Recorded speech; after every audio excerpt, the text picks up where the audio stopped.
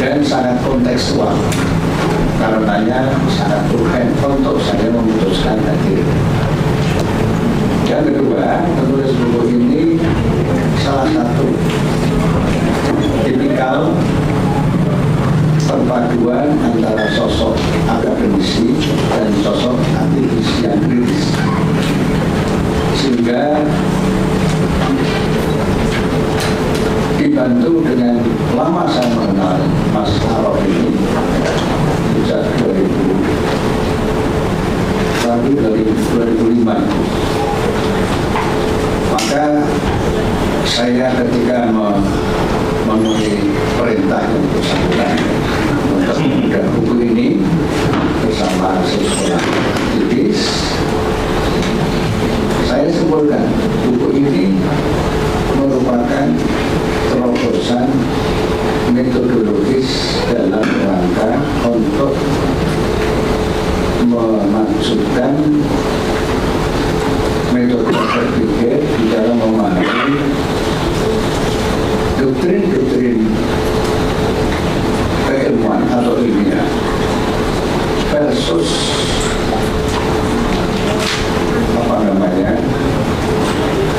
pembacaan tentang realitas sosial maupun pembacaan tentang fenomena, terutama fenomena yang memiliki keajegan dalam kurun waktu yang cukup lama, puluhan tahun. Nah, mengapa saya katakan puluhan tahun? Karena setelah sebagian yang penting-penting saya baca, saya belum tamat membaca buku ini. Al-Quran aja saya kadang-kadang tidak tamat. Maka bacaan buku terhadap buku ini merupakan forumnya itu hasil riset untuk SMP. Ketika kita membaca salah satu hadis, kalau tidak salah ingat, diriwayatkan oleh Tabrani dan Baihaqi. Hadis itu berbunyi, Inna syaddan nasa'ada bayyawmal qiyamah alimun lam yanfa'ullahu bi'ilmi. Artinya kurang lebih, sungguh mereka yang akan mendapatkan siksa berat di hari kiamat nanti, alimun, orang-orang yang berilmu, apabila ilmunya itu tidak membawa manfaat. Ini salah satu hadis dan ada kaitannya dengan hadis lain dan ayat Al-Quran. Mengapa saya mengutip hadis itu? Justru buku ini menunjukkan salah satu komitmen ideologi ilmu. Pada umumnya sebagian ya, pada umumnya orang membuat karya-karya ilmiah, tulisan dan sebagainya, walaupun itu murni di UK, itu rata-rata atau sebagian lagi itu menggunakan metode deduktif. Nggak salah, nggak ada yang salah. Tapi ketika realitas di masyarakat terjadi dehumanisasi, terjadi proses regresi demokrasi, terjadi proses pelemahan masyarakat sipil, pelumpuhan elemen masyarakat sipil, termasuk kampus dunia kita. Apalagi jika pelemahan itu dalam konteks untuk pembunuhan demokrasi. Nah, maka kehadiran buku ini berangkat atau bertitik tolak atau mencerminkan kombinasi antara teks doktrin dengan konteks situasi realitas gejala sosial. Nah, apresiasi saya dan teman-teman waktu itu, buku ini kalau boleh diberi istilah, tidak berhenti pada cara berpikir yang langitan itu kan. Langitan itu apa? Ya, sangat abstrak, sangat teoritik, sangat akademis gitu. Tapi miskin konteks. Nah, ini kaya dengan konteks. Nah, saya di dalam pembacaan buku ini masih saja ini kepayaan saya waktu membahas buku yang pertama dulu. Saya melihat dan ingin saya tambahkan lagi di sini. Saya ada tambahan. Ketika beberapa waktu yang lalu Menteri Ristek membuat kebijakan itu antara lain dengan kebijakan ilmu, dengan pendekatan linearisasi. Kalau S1, S2, S3 tidak linear, sulit naik pangkat. Nah, itu intinya gitu. Salah satu. Pertanyaannya, saya sudah bertanya kepada mantan-mantan rektor, apakah linearitas sebagai satu approach keilmuan di Indonesia itu menjawab persoalan kebutuhan reproduksi ilmu yang bersifat takstit, kalau meminjam istilah Al-Quran yang dipakai Muhammadiyah? Sama sekali tidak, mantan-mantan rektor. Justru kalau linearisme itu menutup multidisipliner dan interdisipliner, padahal itu saling memerlukan. Kalau pakai pendekatan Al-Quran itu ba'duhum awliya batin, satu kamar lain itu saling memperkuat. Nah, dalam konteks seperti itu, sekali lagi hasil disertasi ini menegaskan, pertama, di era Orde Baru itu, umur saya sekarang insya Allah sebentar lagi mudah-mudahan diperpanjang oleh Allah, itu 70 tahun. Saya mantan calon terdakwa karena beberapa kali diperiksa oleh intelijen era Orde Baru. Beberapa kali saya dipanggil di Forum 072. Tidak jelas sama sekali. Juga pernah diuber Intel Orde Baru. Nah, karena ada dakwaan, saya dan teman-teman Fakultas UII, IKEP Negeri waktu itu, UNY sekarang, dan teman-teman di UGM, aktivis mahasiswa, dosen maupun dosen senior, itu dalam posisi ditargetkan oleh operasi intelijen.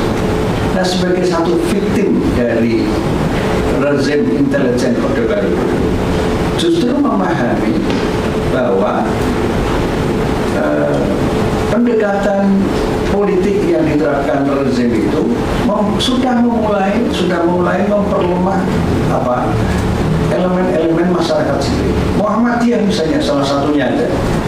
Itu dulu sudah guru-guru kalau tidak masuk Golkar dikeluarkan. Itu era Orde Baru. Mendagrinya yang amat terkenal, yaitu Letnan Jenderal Haji Amir Mahmud. Jadi Golkarisasi itu luar biasa. Lalu ada buku ya, dan sebagainya. Itu bagian dari penggergajian elemen-elemen masyarakat sipil. Tidak hanya Muhammadiyah, yang lainnya juga. Nah, apa maknanya?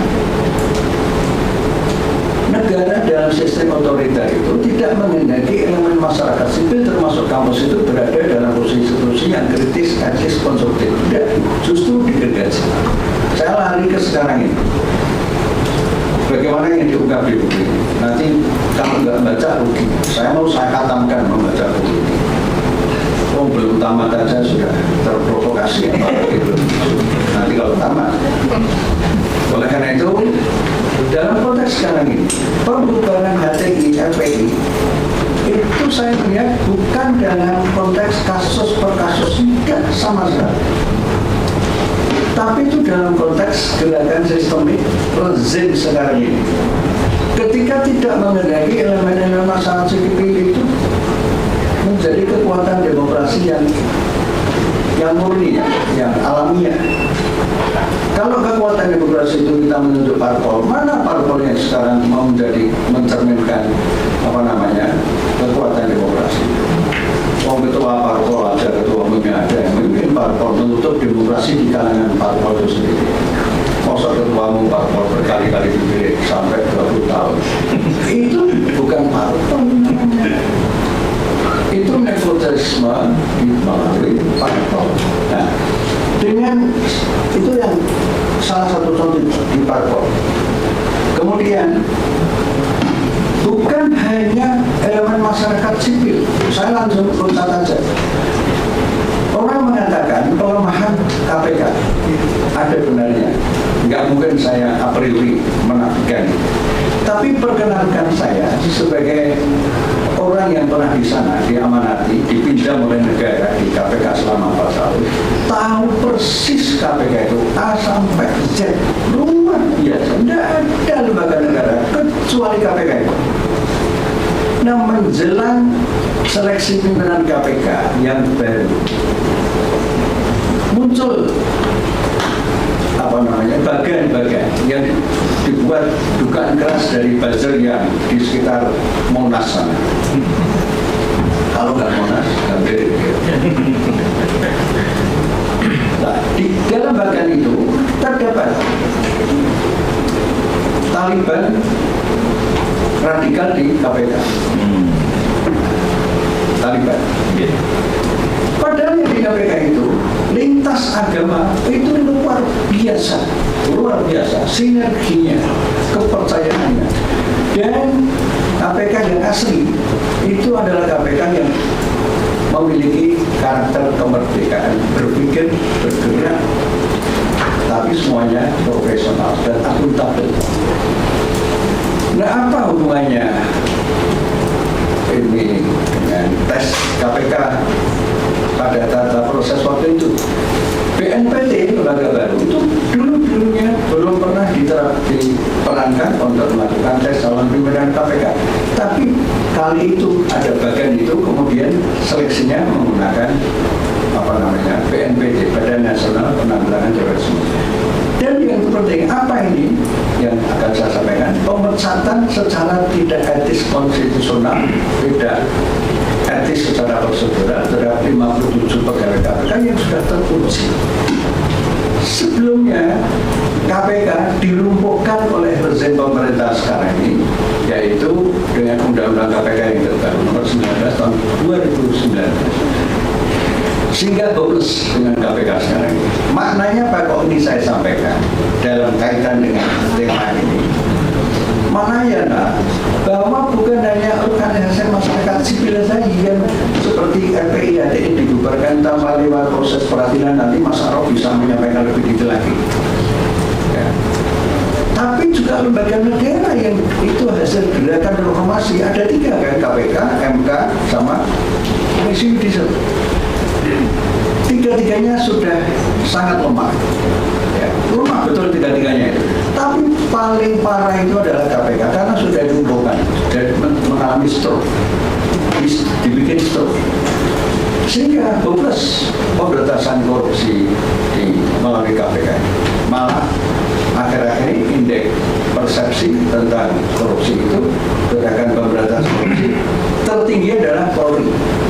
Apakah ada hubungannya Polri itu sekarang lebih tinggi indeks persepsi publiknya daripada KPK? KPK di bawah. Apa ada hubungannya dengan 57 pegawai KPK yang kemudian oleh Kapolri yang baru direkrut sebagai ASN di Polri membantu sepenuhnya? Ini masih perlu diteliti. Kesimpulannya apa? Contoh-contoh memperkaya dengan konteks ini, fakta-fakta itu. Nah, pada sisi lain, ada proses pemolisian lembaga-lembaga negara maupun lembaga yang non-negara. PSSI siapa? Mantan polisi. Pramuka, mantan polisi. Kepala Bulog, mantan polisi. KPK, Jenderal Firly Bahuri itu Jenderal Akil. Nah, jadi pertanyaan-pertanyaan ini saya sampaikan bukan tanpa masuk, tetapi justru saya angkat sesuai dengan jiwa dan substansi buku ini. Apakah dengan konteks yang saya tambahkan tadi, buku ini merupakan pencermatan dengan metode akademis yang sangat akuntabel? Jawabannya ya.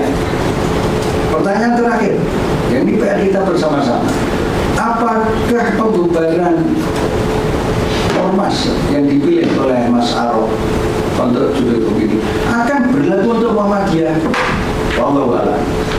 Tapi Muhammadiyah sudah mulai digergaji dengan program P3K. Guru-guru Muhammadiyah yang sudah lama berkhidmat di sekolah Muhammadiyah dan membawa prestasi yang bagus, tidak hanya Muhammadiyah, Katolik, NU dan sebagainya. Kita sudah berkumpul berkali-kali karena ada kebijakan pemerintah lewat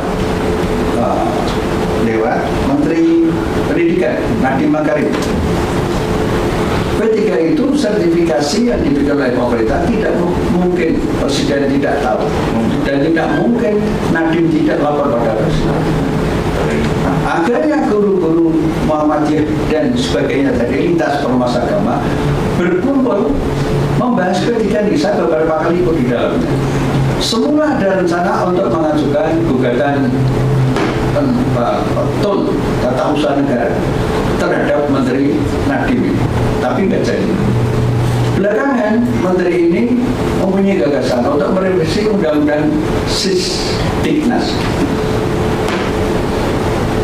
Banyak problem yang sangat blunder sekali, dan ini mengancam konstruksi mental berpikir anak-anak dengan kalau ini disahkan.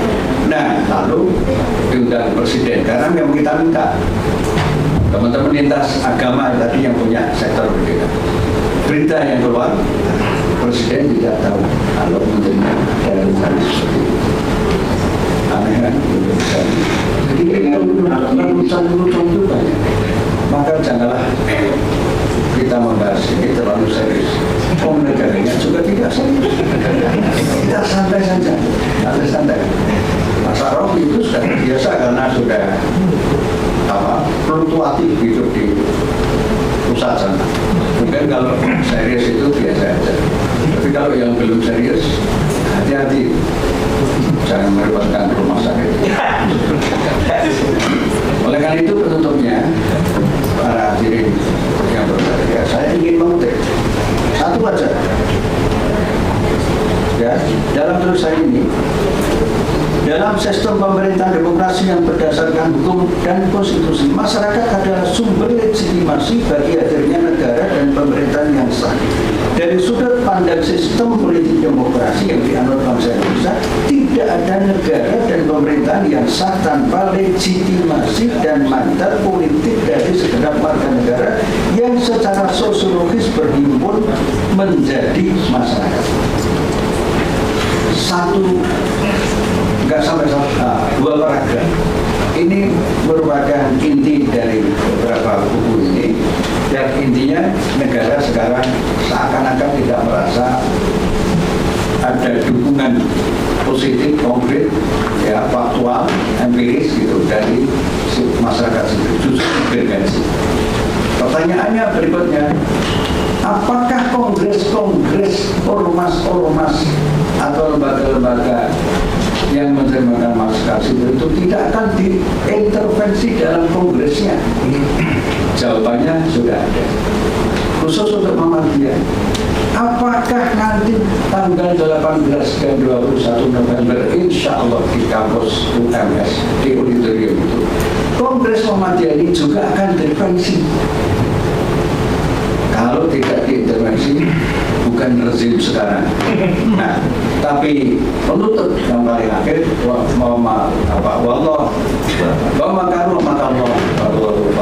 mereka membuat rekayasa tipu daya, tapi sesungguhnya Allah paling berkuasa untuk mengatasi tipu daya mereka. Mudah-mudahan satu ayat ini menyejukkan kita, tidak perlu pesimis sama sekali, sebab di mana-mana rezim yang batil, yang munafik, yang penuh kemaksiatan, kepalsuan, kebohongan yang menjadi kebohongan kelembagaan dan negara itu tidak lama.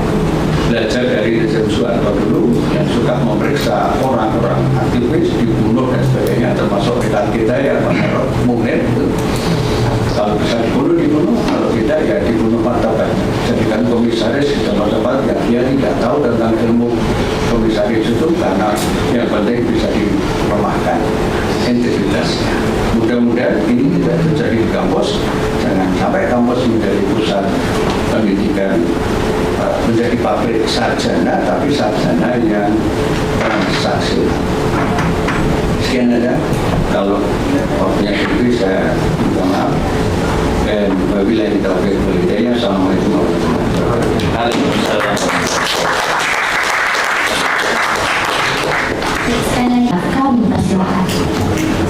langsung sudah Jumatan.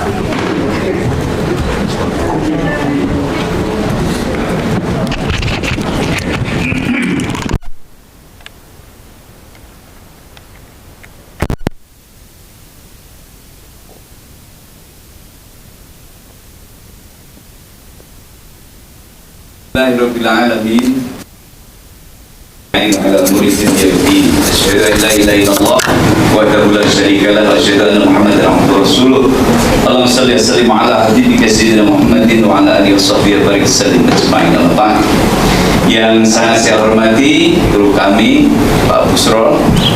Beliau ini saya masih mahasiswa sudah aktivis, jadi minas samai was sumuri kira-kira gitu. Jauh sekali. Sumur jadi bur. Jauh sekali. Kemudian yang saya hormati, yang tadi rawuh duluan Pak Dr. Ahmad Norma.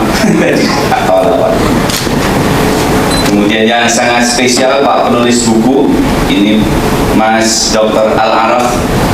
Nih, saya punya 3 teman, namanya itu pakai alif lam, pakai ma'rifah. Semuanya penulis bagus-bagus. Satu namanya Ridho Alhamdi. Alhamdulillah.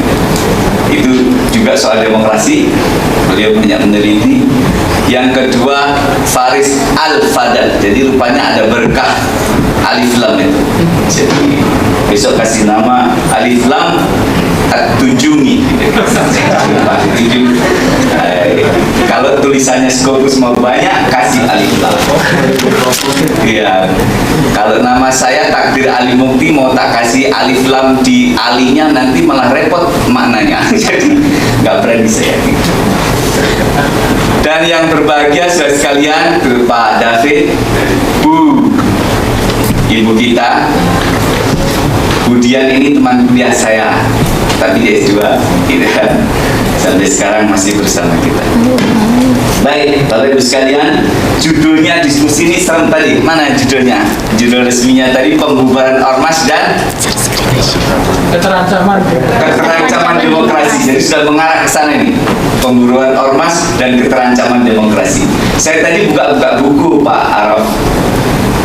Saya mencari tabel generalisasi alasan per periode. Jadi ada tabel tentang alasan-alasan per periode.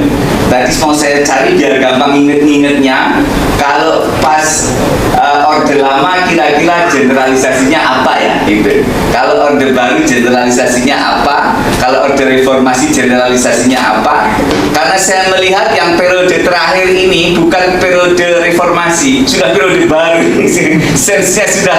Kenapa saya katakan begitu? Karena reformasi semangatnya nggak dibawa, sehingga jangan bawa reformasi, nanti menjelekkan reformasi malah mengotori nama gitu. Jadi ada batas ketika semangat reformasi tidak dibawa, itu artinya kita masuk era baru. Nah itu kapan? Nah itu silahkan didiskusikan nanti. Tapi saya merasa bahwa ada era baru sekarang setelah reformasi, ya, mungkin post reformasi mungkin, sehingga perlu ada kategori baru setelah reformasi. Bapak Ibu sekalian yang kita hormati, pembubaran ormas ini memang sesuatu yang menarik.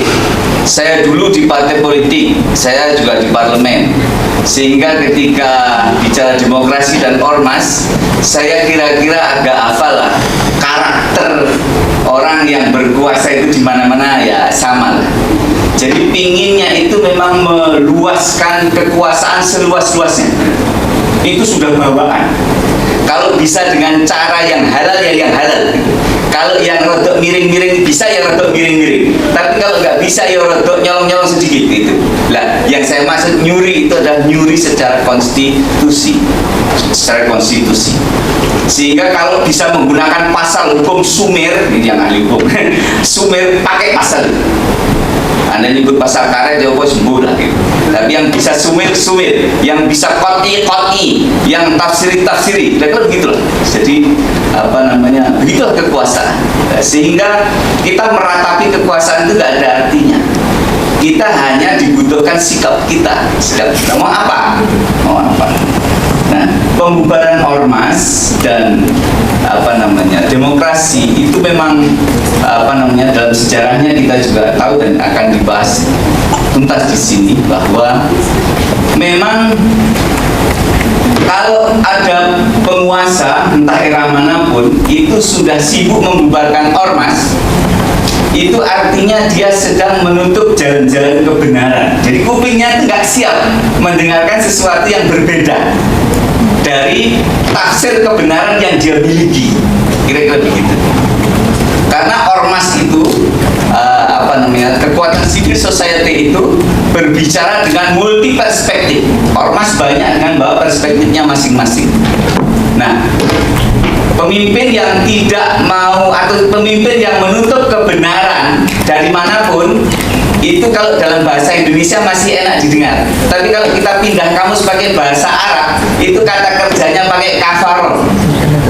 Orang yang menutup itu pakai kafaroh yang furu kufron. Saya nggak pakai tasjid kafaroh itu enggak gitu ya. Tapi saya pakai yang kafaroh. Sudah menjadi kegemaran mereka. Penguasa yang tidak menyukai kebenaran itu zuzina, dihiasi atas mereka, artinya mereka melakukannya dengan gembira, menutup jalan-jalan kebenaran itu. Dan itu antara lain salah satunya adalah ormas. Oleh karena itu tugas kita adalah bolongi supaya ormas itu tidak tersumbat.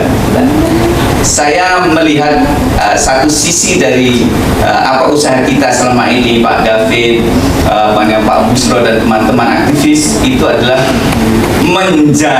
menjaga supaya jalur-jalur kebenaran ke arah pusat pengambilan keputusan itu tetap terjaga. Jalur-jalur dari ujung-ujung jari kita, ujung-ujung jari masyarakat itu biar lewat pembuluh darah itu. Lah, pembuluh darah itu salah satunya bernama ormas. Kalau sampai tersumbat, itu nanti bisa stroke ringan sampai berat, kata Pak Busro. Jadi tadi saya ngobrol. Jadi pemerintah itu bisa terkena penyakit stroke politik juga kalau sampai saluran-saluran kebenaran dari ormas itu, dari ujung-ujung masyarakat itu tersumbat. Oleh karena itu saya ucapkan selamat dan terima kasih sekali atas terselenggaranya acara ini, terutama kepada penulis buku Mas Araf dan para pembicara Pak Norma dan Pak Mananti, supaya kita saling memberi kontribusi yang positif terhadap sehatnya negeri kita ini. Terima kasih. Assalamualaikum warahmatullahi wabarakatuh. Terima kasih kepada Bapak Dr. Takdir Aliuti, Esos MSI yang telah memberikan sambutannya. Sambutan kedua akan disampaikan oleh Ketua Program Studi Ilmu Pemerintahan kepada Bapak Dr. Tujung Sulaksono, SIP MSI. Waktu dan tempat kami persilahkan.